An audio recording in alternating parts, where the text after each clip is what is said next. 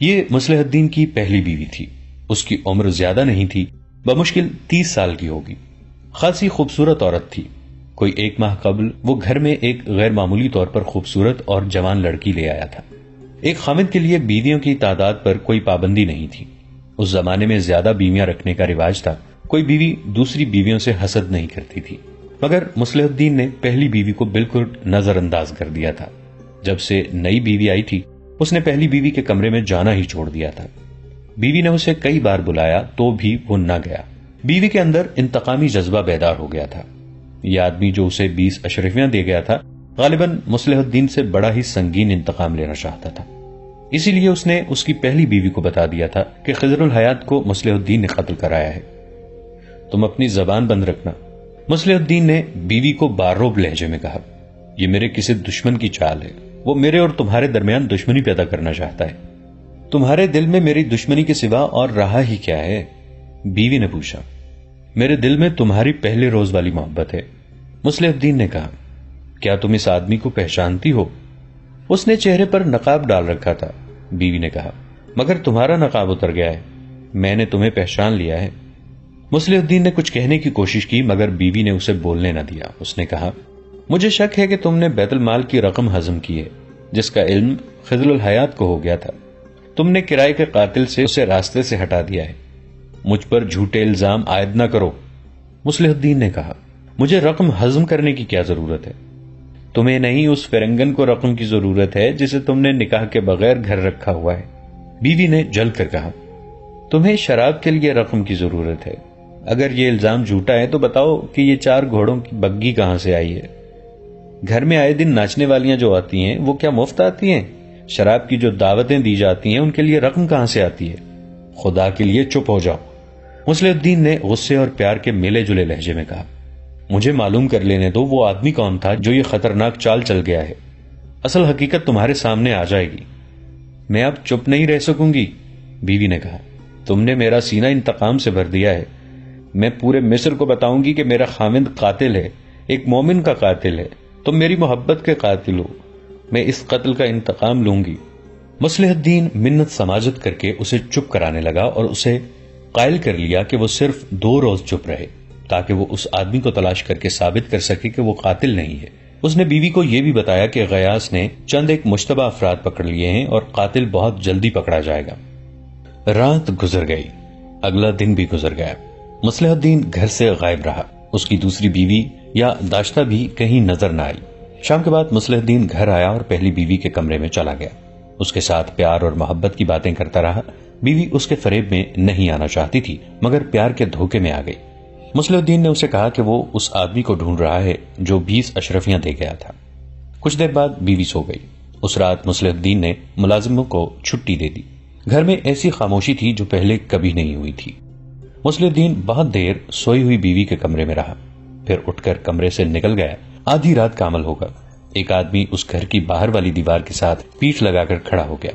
ایک آدمی اس کے کندھوں پر چڑھ گیا. تیسرا آدمی ان دونوں کو سیڑھی بنا کر اوپر گیا اور دیوار سے لٹک کر اندر کی طرف کود گیا. اس نے اندر سے بڑا دروازہ کھول دیا اور اس کے دونوں ساتھی اندر آ گئے. اس گھر میں رکھوالی والا کتا ہر رات کھلا رہتا تھا. اس رات وہ بھی ڈربے میں بند تھا. شاید ملازم جاتے ہوئے بھول گئے تھے کہ اسے کھلا رکھنا ہے. تینوں آدمی برآمدے میں چلے گئے. اندھیرا گہرا تھا. وہ دبے پاؤں چلتے گئے. گپ اندھیرے میں ایک دوسرے کے پیچھے چلتے چلتے ایک نے اس کمرے کے دروازے پر ہاتھ رکھا جس میں مصلح الدین کی پہلی بیوی، جسے وہ فاطمہ کے نام سے بلایا کرتا تھا، سوئی ہوئی تھی. کواڑ کھول کر گیا. کمرہ تاریک تھا. تینوں آدمی اندر گئے اور اندھیرے میں ٹٹولتے ہوئے فاطمہ کے پلنگ تک پہنچ گئے. ایک آدمی کا ہاتھ فاطمہ کے منہ پر لگا تو اس کی آنکھ کھل گئی. وہ سمجھی کہ مصلح الدین کا ہاتھ ہے. اس نے ہاتھ پکڑ لیا اور پوچھا، کہاں جا رہے ہیں آپ؟ اس کے جواب میں ایک آدمی نے اس کے منہ پر کپڑا رکھ کر اس کا کچھ حصہ اس کے منہ میں ٹھونس دیا. فوراً بعد تینوں نے اسے بازوں میں جکڑ لیا.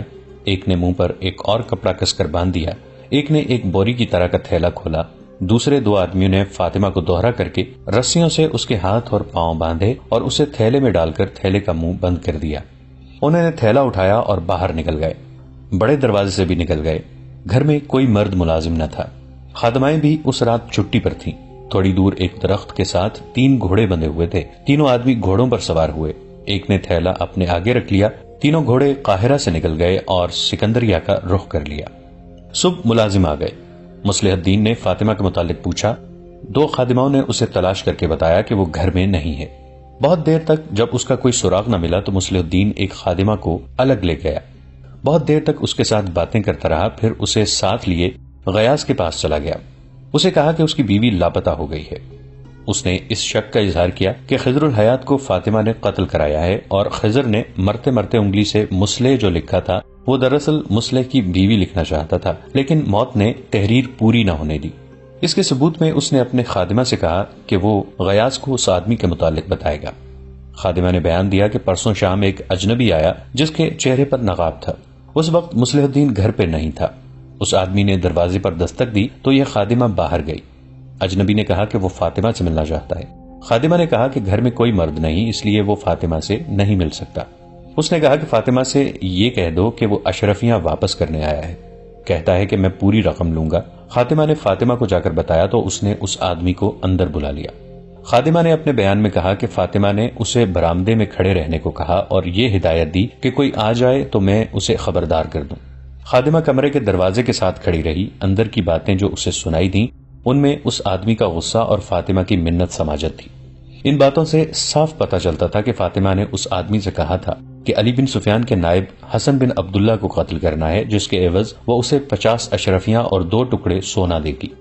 خادمہ کو یہ معلوم نہیں ہو سکا کہ فاطمہ نے اس آدمی کو 20 اشرفیاں کس وقت اور کہاں بھیجی تھیں اور کون لے گیا تھا۔ وہ پوری 50 اشرفیاں مانگ رہا تھا۔ فاطمہ اسے کہہ رہی تھی کہ اس نے غلط آدمی کو قتل کیا ہے۔ یہ نقاب پوش اجنبی کہہ رہا تھا کہ تم نے یقین کے ساتھ یہ بتایا تھا کہ حسن بن عبداللہ فلاں وقت خضر الحیات کے گھر جائے گا۔ وہ گھات میں بیٹھ گیا۔ اس نے ایک آدمی کو خضر کے گھر کے دروازے کے قریب جاتے دیکھا۔ اس کا قد بت حسن بن عبداللہ کی طرح تھا۔ قتل کرتے وقت اتنی مہلت نہیں ملتی کہ شکار کو اچھی طرح دیکھ کر یقین کر لیا جائے۔ تم نے جو وقت بتایا تھا یہ وہی وقت تھا۔ میں نے تیر چلا دیا اور وہاں سے بھاگنے کی۔ وہ فاطمہ سے 50 اشرفیاں مانگ رہا تھا۔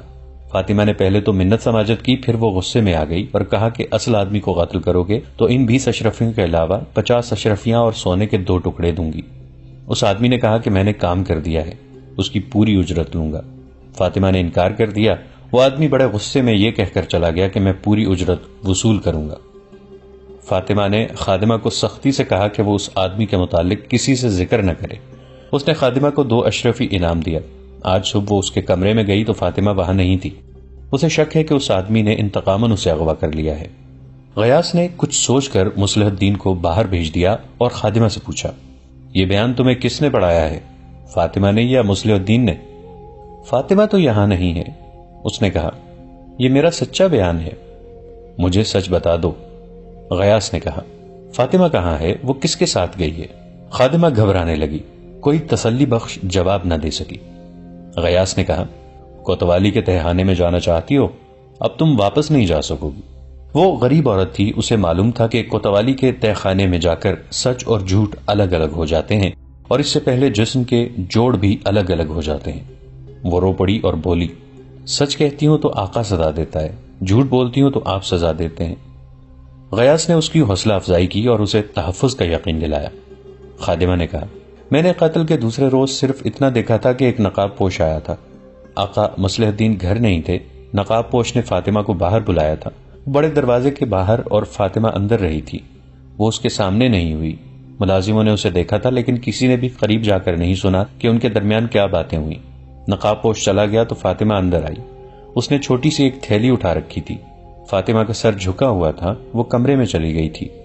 دوسری شام مصلح الدین نے 4 ملازموں اور سائز کو رات بھر کی چھٹی دے دی تھی۔ 4 ملازموں میں 2 مرد اور 2 عورتیں ہیں۔ اس سے پہلے ملازموں کو کبھی رات کے لیے چھٹی دی گئی ہے؟ غیاث نے پوچھا۔ کبھی نہیں، اس نے جواب دیا۔ کوئی ایک ملازم کبھی چھٹی لے لیتا ہے، سب کو کبھی چھٹی نہیں دی گئی۔ خادمہ نے سوچ کے کہا، عجیب بات یہ ہے کہ آقا نے کہا تھا کہ آج رات کتے کو بندھا رہنے دینا۔ اس سے پہلے تو وہ ہر رات کھلا رکھا جاتا تھا، بڑا خونخوار کتا ہے، اجنبی کی بو پر چیرنے پھاڑنے کے لیے تیار ہو جاتا ہے۔ مصلح الدین کے تعلقات فاطمہ کے ساتھ کیسے تھے؟ غیاث نے پوچھا۔ بہت کھچے ہوئے تھے، خادمہ نے بتایا۔ آقا ایک بڑی خوبصورت اور جوان لڑکی لایا ہے جس نے آقا کو اپنا غلام بنا لیا ہے۔ فاطمہ کے ساتھ آقا کی بول چال بھی بند ہے۔ غیاث نے خاتمہ کو الگ بٹھا کر مصلح الدین کو اندر بلایا اور باہر نکل گیا۔ واپس آیا تو اس کے ساتھ 2 سپاہی تھے۔ انہوں نے مصلح الدین کو دائیں اور بائیں بازو سے پکڑ لیا اور باہر لے جانے لگے۔ مصلح الدین نے بہت احتجاج کیا۔ غیاث یہ حکم دے کر باہر نکل گیا کہ اسے قید میں ڈال دو۔ اس نے دوسرا حکم یہ دیا کہ مصلح الدین کے گھر پر پہرا کھڑا کر دو، کسی کو باہر نہ جانے دو۔ اس وقت فاطمہ قاہرہ سے بہت دور شمال کی طرف ایک ایسی جگہ پہنچ چکی تھی جہاں ارد گرد اونچے ٹیلے، سبزہ اور پانی بھی تھا۔ یہ جگہ عام رہگزر سے ہٹی ہوئی تھی۔ وہاں وہ سورج نکلنے کے وقت پہنچی تھی۔ گھوڑے رک گئے تھے۔ اسے تھیلے میں سے نکالا گیا۔ اس کے منہ سے کپڑا ہٹا دیا گیا اور ہاتھ پاؤں بھی کھول دیے گئے۔ اس کے ہوش ٹھکانے نہیں تھے۔ وہ 3 نقاب پوشوں کے نرغے میں تھی۔ 3 گھوڑے کھڑے تھے۔ فاطمہ چیخنے چلانے لگی۔ نقاب پوشوں نے اسے پانی پلایا اور کچھ کھانے کو دیا۔ وہ ہاتھ نہیں آ رہی تھی۔ اس کے پیٹ میں پانی اور کھانا گیا اور تازہ ہوا لگی تو جسم میں طاقت آ گئی۔ وہ اچانک اٹھی اور دوڑ پڑی۔ تینوں بیٹھے دیکھتے رہے۔ کوئی بھی اس کے تعاقب میں نہ گیا۔ دور جا کر وہ ایک ٹیلے کی اوٹ میں چلی گئی تو ایک نقاب پوش گھوڑے پر سوار ہوا، ایڑ لگائی اور فاطمہ کو جا لیا۔ وہ دوڑ دوڑ کر تھک گئی تھی، لیٹ گئی۔ نقاب پوش نے اسے اٹھا کر گھوڑے پر ڈال لیا اور خود اس کے پیچھے سوار ہو کر واپس اپنے ساتھیوں کے پاس لے گیا۔ بھاگو، ایک نے اسے تحمل سے کہا۔ کہاں تک بھاگو گی؟ یہاں سے تو کوئی تنومند آدمی بھی بھاگ کر قاہرہ نہیں پہنچ سکتا۔ فاطمہ روتی چیختی اور گالیاں دیتی تھی۔ ایک نقاب پوش نے اسے کہا، اگر ہم تمہیں قاہرہ واپس لے چلیں تو بھی تمہارے لیے کوئی پناہ نہیں۔ تمہیں تمہارے خاوند نے ہمارے حوالے کیا ہے۔ یہ جھوٹ ہے، فاطمہ نے چلا کر کہا۔ یہ سچ ہے، اس نے کہا۔ ہم نے تمہیں اجرت کے طور پر لیا ہے۔ تم نے مجھے پہچانا نہیں؟ میں تمہارے ہاتھ میں 20 اشرفی کی تھیلی دے کے آیا تھا۔ تم نے خاوند سے کہہ دیا تھا کہ تم قاتل ہو اور تم نے بے وقوفی یہ کی کہ اسے یہ بھی کہہ دیا کہ تم کوتوال کو بتاؤ گی۔ وہ تم سے پہلے ہی تنگ آیا ہوا تھا۔ اس کی داشتہ نے اس کے دل پر اور اس کی عقل پر قبضہ کر لیا تھا۔ میں تمہیں یہ نہیں بتا سکتا کہ وہ لڑکی کون ہے اور کہاں سے آئی ہے اور وہ کیا کرنے آئی ہے۔ دوسرے دن تمہارا خاوند ہمارے ٹھکانے پر آیا۔ ایسا بے ایمان آدمی ہے، اس نے ہمیں خضر الحیات کے قاتل کے عوض 50 اشرفی اور سونے کے 2 ٹکڑے دینے کا وعدہ کیا تھا، مگر کام ہو گیا تو صرف 20 اشرفی بھیجی۔ میں نے تمہیں استعمال کیا اور یہ رقم تمہارے ہاتھ میں دے دی تاکہ تمہیں بھی اس راز کا علم ہو جائے۔ ہمارا تیر نشانے پر بیٹھا۔ دوسرے دن وہ ہمارے ٹھکانے پر آیا اور 50 اشرفیاں دینے لگا۔ سونے کے ٹکڑے پھر ہضم کر رہا تھا۔ میرے ان ساتھیوں نے کہا کہ اب ہم بہت زیادہ اجرت لیں گے۔ اگر وہ نہیں دے سکے گا تو ہم کسی نہ کسی طرح کوتوال تک خبر پہنچا دیں گے۔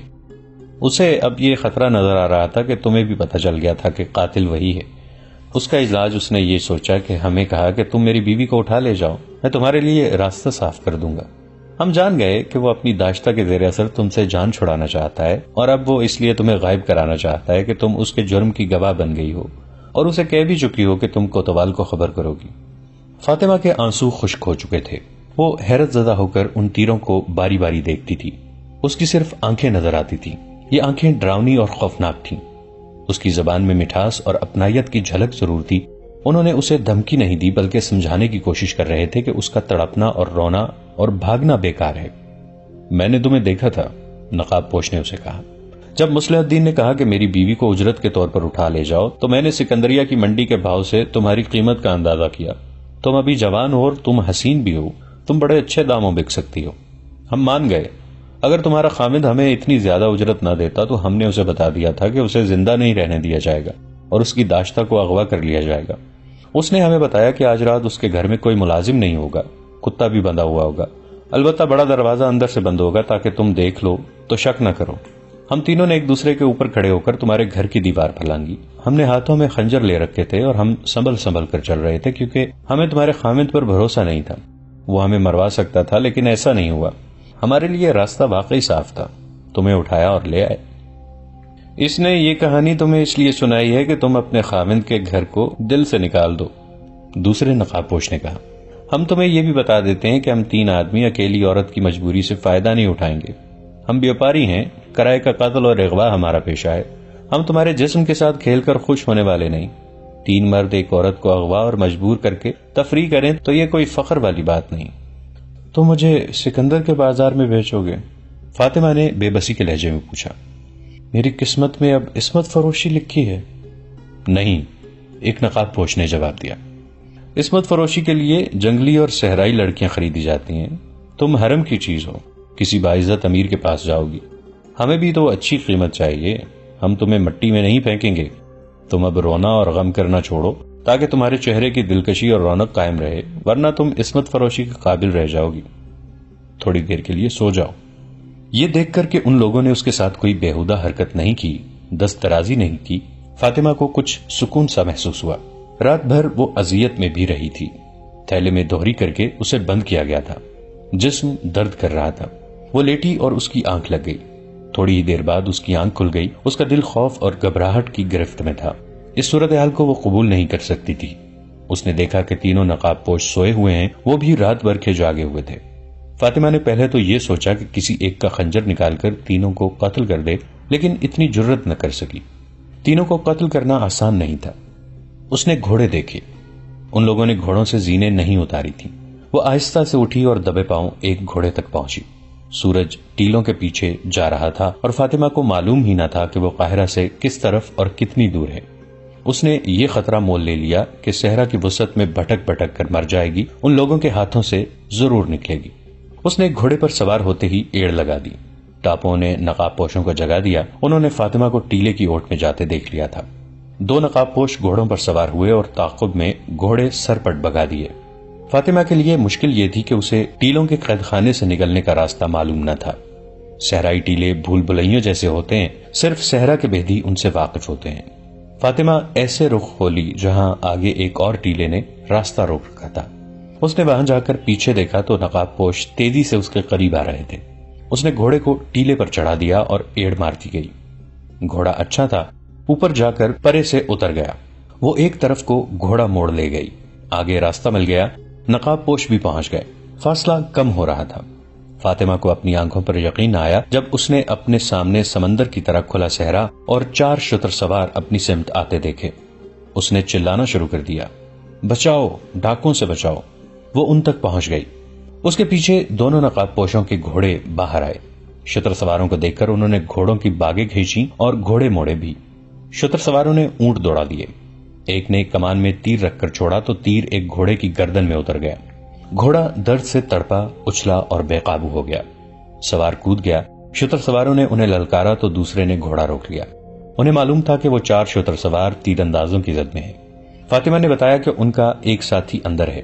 ان دونوں کو پکڑ لیا گیا. یہ چاروں سلطان ایوبی کی فوج کے گشتی دستے کے سپاہی تھے. سلطان ایوبی نے سارے صحرا میں گشتی پہرے کا انتظام کر رکھا تھا تاکہ اچانک حملے کا خطرہ نہ رہے اور صلیبی تخریب کار مصر میں داخل نہ ہو سکیں. ان گشتی دستوں کا بہت فائدہ تھا. انہوں نے کئی مشتبہ لوگ پکڑے تھے. اب یہ نقاب پوش ان کے پھندے میں آ گئے. فاطمہ نے انہیں بتایا کہ اسے کس طرح یہاں تک لایا گیا ہے، وہ کس کی بیوی ہے. اس نے یہ بھی بتایا کہ ناظم مالیات قتل ہو گیا ہے. قتل اس کے خامند مصلح الدین نے کرایا ہے جو شہر کا ناظم ہے، اور قاتل ان تینوں میں سے ایک ہے. تیسرے نقاب پوش کو بھی پکڑ لیا گیا. ان سے خنجر لے لیے گئے، ہاتھ پیٹ پیچھے باندھ دیے گئے. ان کا ایک گھوڑا تیر لگنے سے بھاگ گیا تھا. ایک گھوڑے پر 2 نقاب پوشوں کو اور تیسرے پر ایک کو بٹھا کر سپاہی اپنے کمانڈر کے پاس لے گئے. فاطمہ کو انہوں نے اونٹ پر بٹھا لیا. اس اونٹ کا سوار اپنے ایک ساتھی کے پیچھے سوار ہو گیا. اس قافلے کے سامنے 4 میل کی مسافت تھی جو انہوں نے سورج غروب ہونے تک طے کر لی. وہ ایک نخلستان تھا جہاں خیمے بھی نصب تھے. یہ اس دستے کا ہیڈ کوارٹر تھا. فاطمہ کو اس کماندار کے سامنے پیش کیا گیا. تینوں نقاب پوشوں کو پہرے میں بٹھا دیا گیا. انہیں اگلے روز قاہرہ بھیجنا تھا. دوستو، آج کے لیے اتنا ہی. اسی کہانی کی اگلی قسط کے ساتھ بہت جلد حاضر ہوں گے. نیچے کامنٹ سیکشن میں اپنی رائے کا اظہار ضرور کیجیے گا. ہمارے اس چینل کو سبسکرائب کر کے نیچے موجود بیل آئیکن کو بھی ضرور کلک کیجیے گا. اگلی ملاقات تک کے لیے ہمارا اور آپ کا اللہ نگہبان.